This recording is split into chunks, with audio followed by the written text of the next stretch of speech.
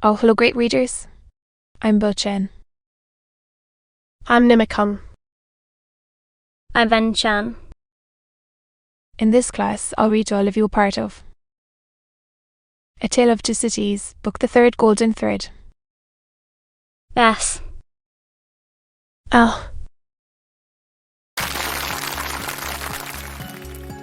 A Tale of Two Cities, Book the Third, Golden Thread.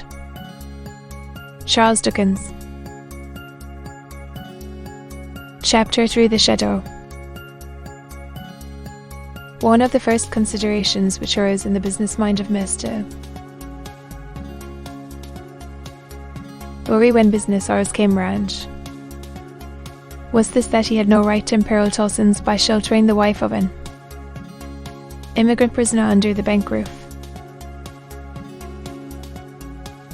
His own positions, safety, life, he would have hazarded for Lucy and her child, without a moment's demur. But the great trust he held was now his own, and as to that business charge, he was a strict man of business. At first, his mind reverted to Defarge, and he thought of finding out the wine shop again and taking counsel with its master, in reference to the safest dwelling place in the distracted state of the city. But the same consideration that suggested him repudiated him. He lived in the most violent quarter, and doubtless was influential there, and deep in its dangerous workings. Noon coming, and the doctor not returning, and every minute still tending to compromise Tillson's Vista. Laurie advised with Lucy. She said that her father had spoken of hiring a lodging for a short term in that quarter, near the banking house, as there was no business objection to this, and as he foresaw that even if it were all well with Charles, and he were to be released, he could not hope to leave the city. Vista. Laurie went out in quest of such a lodging, and found a suitable one, high up in a removed by street where the closed blinds in all the other windows of a high melancholy square of buildings marked deserted homes. To this lodging he at once removed Lucy and her child, and Miss Price giving them what comfort he could, and much more than he had himself. He left Jerry with them, as a figure to fill a doorway that would bear considerable knocking on the head, and returned to his own occupations. A disturbed and doleful mind he brought to bear upon them, and slowly and heavily the day lagged on with him. It wore itself out, and wore him out with it, until the bank closed. He was again alone in his room of the previous night, considering what to do next, when he heard a footstep on the stair. In a few moments, a man stood in his presence, who, with a keenly observant look at him, addressed him by his name. "Your servant," said Master.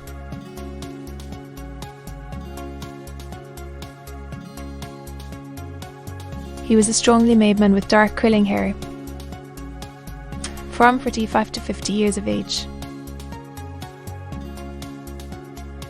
much interested and agitated. Vista. Yes. And what says he? Defarge gave into his anxious hand an open scrap of paper.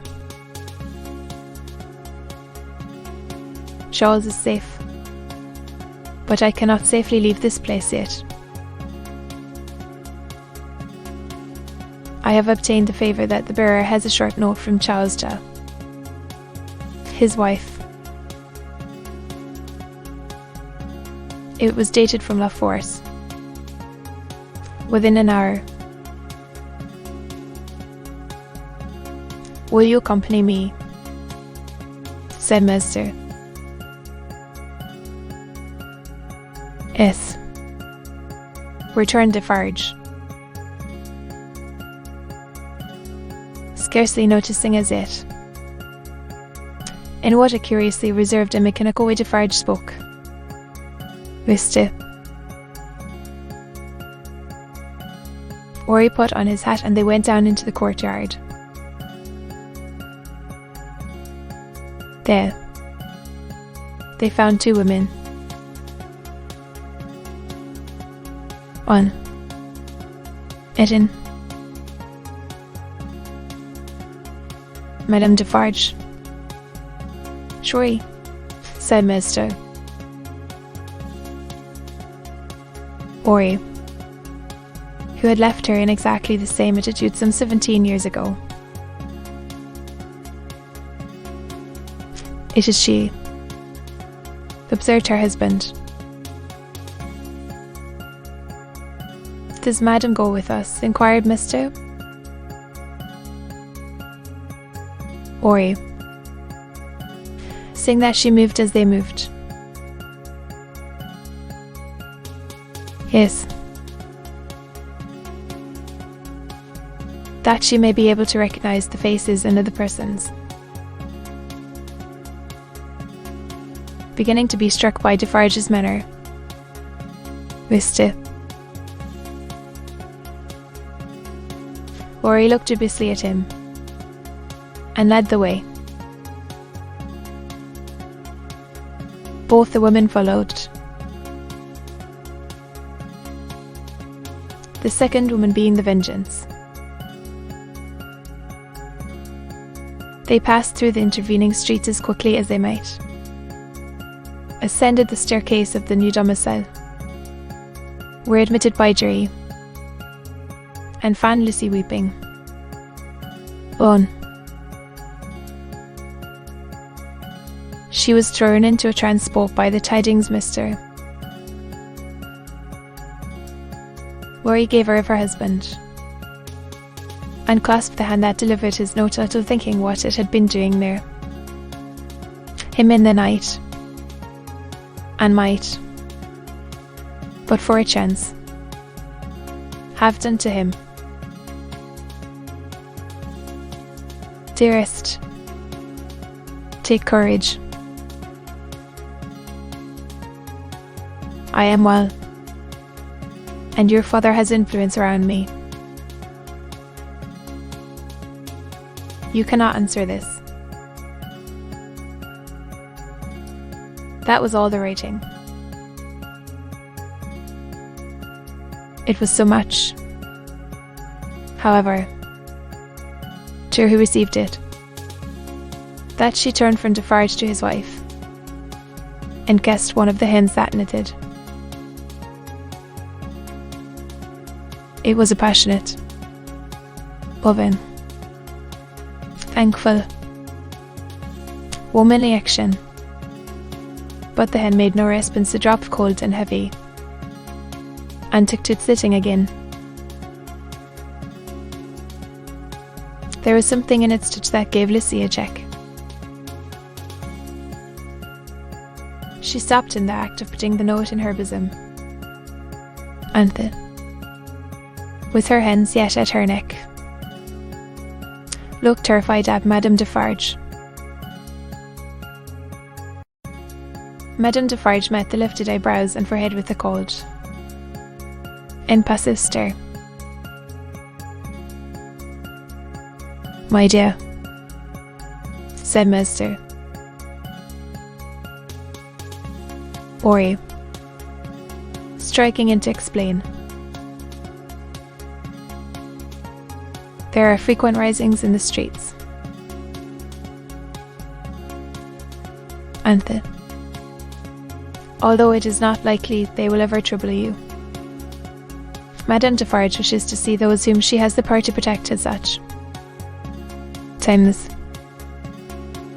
To the end that she may know them, that she may identify them. I believe, said Master.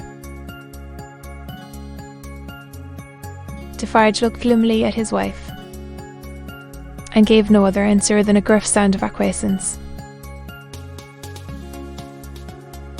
You had better, said Master. Ori, doing all he could to propitiate, by tone and manner, have the dear child here, and our good purse. The lady in question, whose rigid conviction that she was more than a match for any foreigner, was not to be shaken by distress and danger, appeared with folded arms, and observed in English to the Vengeance, whom her eyes first encountered. Well, I am sure. Bold face. I hope you are pretty well.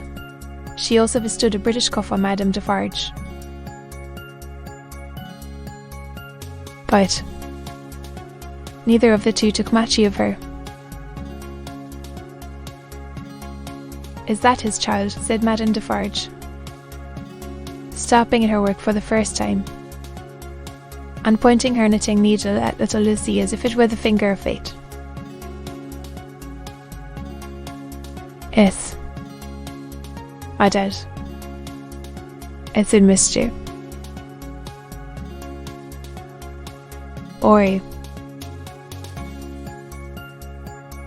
The shadow attendant on Madame Defarge and her party seemed to fuss with threatening and dark on the child, that her mother instinctively kneeled on the ground beside her and held her to her breast. The shadow attendant on Madame Defarge and her party seemed then to fall, threatening and dark, on both the mother and the child. It is enough, my husband, said Madame Defarge. I have seen them. You will be good to my poor husband. You will do him no harm. Your husband is not my business here, returned Madame Defarge, looking down at her with perfect composure. For my sake, then, be merciful to my husband. For my child's sake.